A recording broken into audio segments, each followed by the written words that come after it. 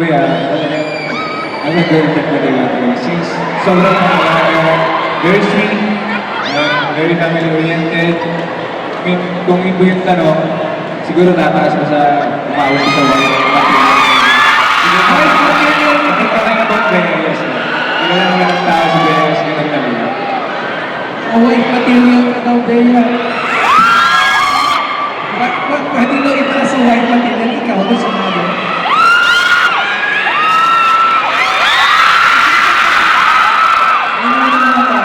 Hindi, tsaka ako naman. Kasi syempre din, di ba, Wilbert is very goal-oriented din. Kumbaga, meron siyang perspective of what he wants. So, syempre, di ba, who wouldn't want? Syempre, di ba, kailangan yung may plano naman talaga. Hindi naman pwede yung winging it lang. So, ako naman. Parang naniniwala na yata ka sa sinabi ni Direk na dito hindi na kayo halos nag-uusap dahil mabagyo na lang ang nag-uusap. Parang ganun po. Work material. Salamat.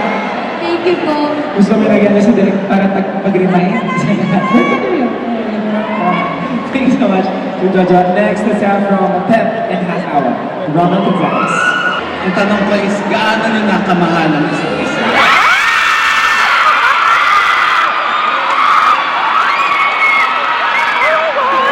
Oh my gosh, ang tanong!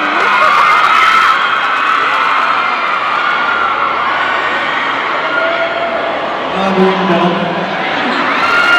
Since Loving Lots ang title ng project nyo, gaano nila kamahal ang isa't isa? Gusto mo lang ulitin ko, Wilbert. Madami naman kinds of love. Of course, matagal din po kami nagkasama sa Jason and all. Madami na po kami nakilala namin isa't isa. Madami po kami ventures together. Yeah. Of course po.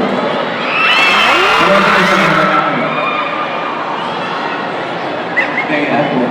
Kung ano po yung sinabi niya. Kaya I'm sure gusto mo na dito, dagdagan mo ng konti yung sagot mo. Like, yung sinabi niya po. Pinagtaga ng words. Hindi, pero yun po, siguro, marami nga naman kasi, di ba, ways and definition of love, ganyan. Pero, to be able to work with someone that you're very confident with, I think that says something din naman. Ayun. Thank you. White material nga, Wilbert. Thank you. Thank you po. Tuloy tayo. Next tayo. For Pop News, number 13. Ay, Wilbert. Okay, siguro maraming gustong malaman din ang tanong na ito sa ito. Meron ba kayong kissing scene dito sa... Or kung if ever paano kayo nag-prepare sa ganito na eksena? Hindi pa po namin nakukunan. Hindi pa rin po namin alam kung paano kukunan ni Derek. Depende mo kay Derek lahat. Baka i-delete. Hindi po. Okay, thank you.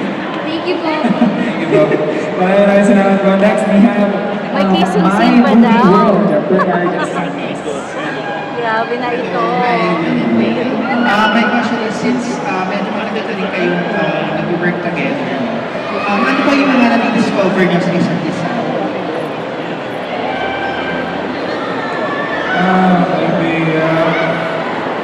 Abisado ko ng beka ko yan. Yung galing ko, abisado ko na po yung bagay sa kanya. Since matagal-tagal na ako, parang wala naman po bago na-discover. Ako din po. Parang siguro yun nga, mas napuprove na ganun nga siya. Ganun nga pala siya. Ganun po. Pero hindi wala namang bago na discovery talaga. For my next question, how do you keep the chemistry still works? Kasi meron rin kayo nagawang project before and now may second project. And how do you keep the chemistry works still together between the two of you? Feel ko po hindi na po siya sinasadya na ay, keep natin yung chemistry.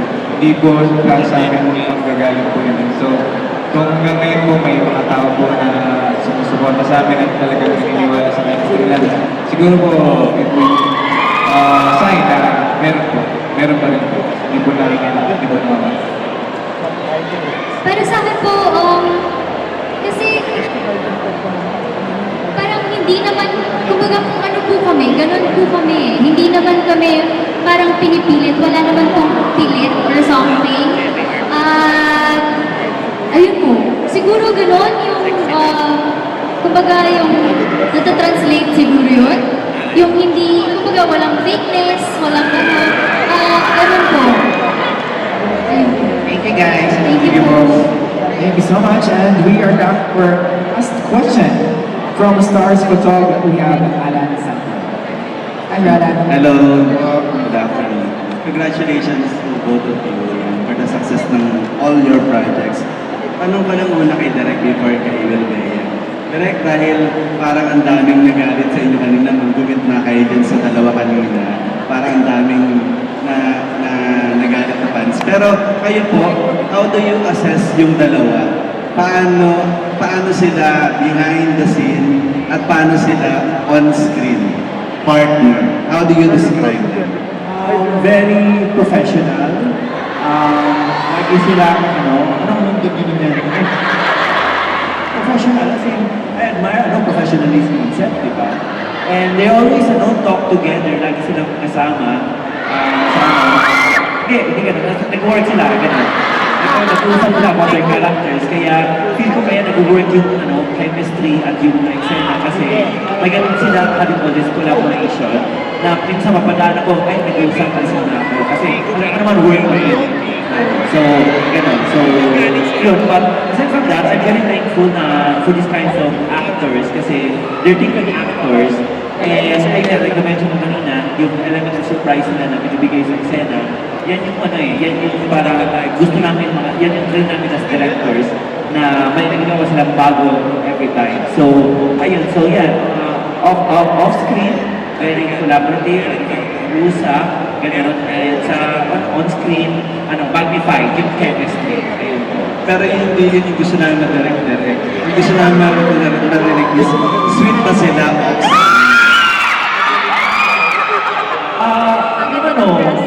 Yung nagbigay ng cookies, yun, sweet yun. So, binigyan mo naman ako. Di ba? Binigyan naman ako. So, sweet si Bea sa akin. Dahil sweet nga daw kayo, like yung cookies. Tanong ka lang kay Will Bea. Bea, kailan ko huling kinilig?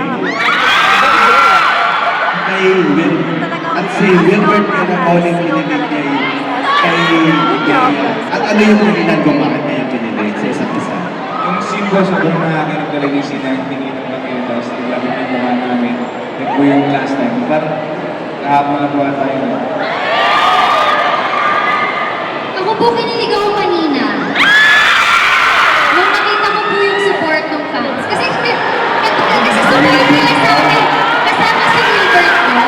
Kasi hindi ka fans sila. Yun po. May community party for Wilbert and Bea. Follow up na lang last. Ano yung huling bagay na binigay sa iyo ni Wilbert?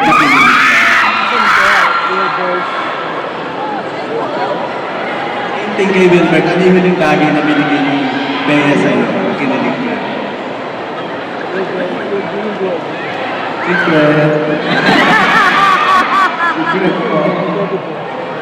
Baka si Bea may sasabihin.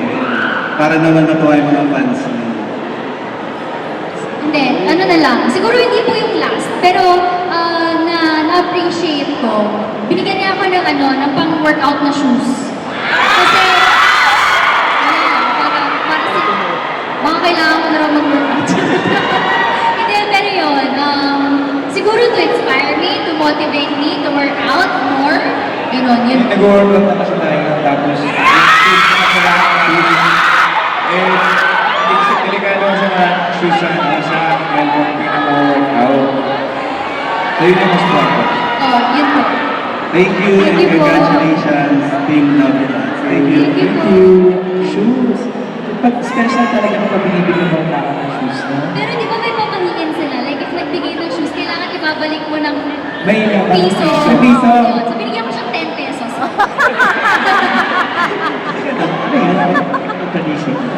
Pahalingin mo ano, din. eh, kapag binigyan ka ng shoes, babalik mo ng piso, 20 pesos. Basta magbibigay ka ng shoes, For good babalik luck mo. ata siya. Ganun. Pang good luck mo. Parang hindi pang good luck. Parang daw hindi na, ha? Kasi natakbuhan? Parang hindi lumayo sa'yo.